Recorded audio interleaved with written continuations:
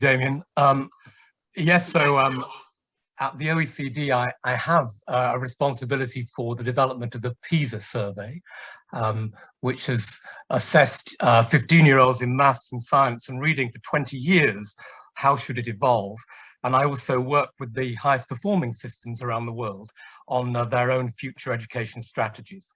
But once upon a time, I went to school in Doncaster, so it was fantastic, really, when Damien asked me if I'd bring some of my thoughts and experiences into the place where I was not born, but certainly brought up. I thought I'd say a bit about two places around the world which I think are doing things that parallel the Doncaster work on the talent and innovation ecosystem, and maybe offer some indications of what it takes to make it happen at both local and national level. The first being Pittsburgh in the USA, Pennsylvania, in some ways a little like South Yorkshire, and the USA is hovering around PISA country average at best, and I dare say Pennsylvania a bit below that.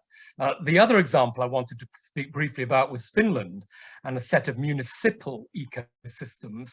Finland, of course, has been top of PISA in its early years, though has slipped slightly since, though there is a debate about why that might be. Pittsburgh first. I wanted to talk about the Remake Learning Network, which is a group of interconnected and highly innovative people and organizations across the region who are trying to make learning more engaging and relevant and fair for young people, bearing in mind that those young people are navigating rather remarkable levels of social and technological change. The approach is to help formal educators design very new kinds of learning experience for learners in and out of school and college. The governance is through something called the Remake Learning Council, which brings together executives and staff from business, higher education, public education, civic and cultural organizations, including the museums and the galleries, sports organizations, foundations. And I guess their emblematic policy has been to create remarkable events. They first were called Remake Learning Days, they became weekends, they've become weeks, with an array of hands-on learning experiences for learners and families to attend, maker spaces, drop-in coding sessions. The most recent involved 30,000 people from across the Pittsburgh region. But the message has been education is not for the few, nor even for the many. It really is for everybody, including those who have felt their best days in education were long behind them, maybe out of work, maybe needing to reskill or upskill.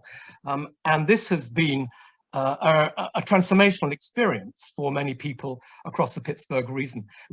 The aim is to create learners, and this goes back to where we began this session, with skills in critical thinking, problem solving, creativity, collaboration, better connected to their communities, cross-cultural understanding, connected across all the places where they live, work and play, and building deeper relationships with families, with peers, with educators. The positioning of this in terms of an ecosystem is, I think, quite soft in a way. I'll come on to contrast it with Finland, but this is really a reservoir of resources and programs to support and enrich the public education system.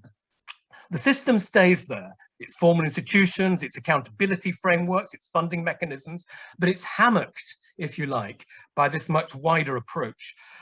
What has government done to support it? Well, in 2018, there was the PA Smart initiative launched by the Pennsylvania Department of Education. Advancing grants, they were called, of $500,000 each, supporting these cross-sectoral ecosystems, and $30 million for professional training for teachers, recognizing that if you're going to be teaching as part of this much wider informal ecosystem, it takes new techniques and new expertise. I think the next step in terms of partnership with state and local government will be creating space for innovation, encouraging it, not choking it off, and further funding, I think, from the Pennsylvania Department of Education for community listening, surveys, and developing the next phase of the program. So let me turn from that to what I see as the kind of harder version of the ecosystem in Finland. This is the Digi1 program, 6 ecosystems in 6 Finnish municipalities, initially for students in primary and secondary, but then going out to early childhood and critically to skilling and upskilling adults. The purpose of these municipal ecosystems is to improve the quality and breadth of learning, to create local trust and autonomy, which has been a feature of the Finnish system for many, many years, and to increase adaptability across the system. Damien talked about complex adaptive systems. The approach is, it sounds like a technology initiative. It's not. It's not just a common platform. It really is a full ecosystem that unites 4 different groups of people around the education and skills delivery. One group is the users, seen not just as the students, but teachers and parents as well. How can they create learning pathways for all into flourishing lives and valuable and worthwhile jobs? The second group is education providers, public institutions, but also private institutions with an interest in cost-effective learning, but also well-being. The third group is content providers across learning materials, old form and new media, games, tools, but can there be an easier and more effective way to share and use learning materials? And the final group, digital service providers, companies, also public services, cost-effective development and marketing and provision of digital services. The governance, well, it's local. You're saying to employers, educators, local government, all sorts of education bodies, can you sync your differences? Can you pool your funding? Can you agree on a core set of values and policies and govern and orchestrate in the interest of the municipality and its education future? Government at national level has done 3 things. It does provide national orchestration, the rules of the game, the business model, how the finances flow. It develops ethical principles for the use of the data, and it models how you use the data for evidence-based policy making, not least how you take the data from the municipal ecosystems and link it into national registers and databases, which cover, for example, levels of performance.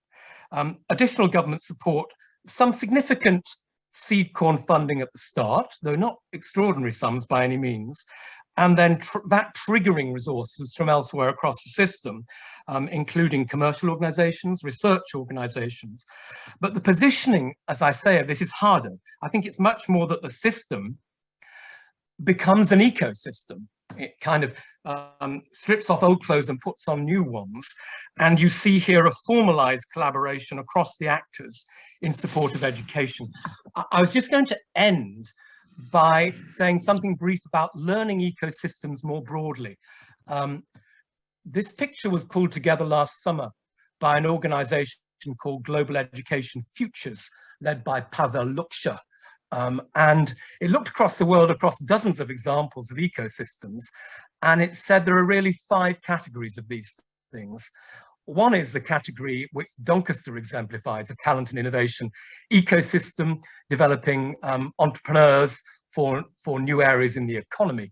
But others would be learning ecosystems for regenerative economies, learning ecosystems for social or cultural innovation, learning ecosystems for urban civic development and citizenship to get people participating again in local democracy, ecosystems for fair and just opportunities.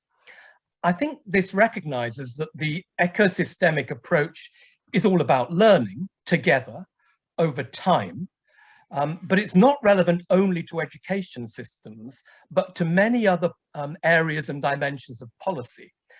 And it recognizes the potential for multiple learning ecosystems to come together in places to support community development. So, Damien, as you look at Pittsburgh and Finland and those wider ideas about learning ecosystems, it may be that you see what government might do at local, but in particular, I guess, at national level to nurture this kind of approach.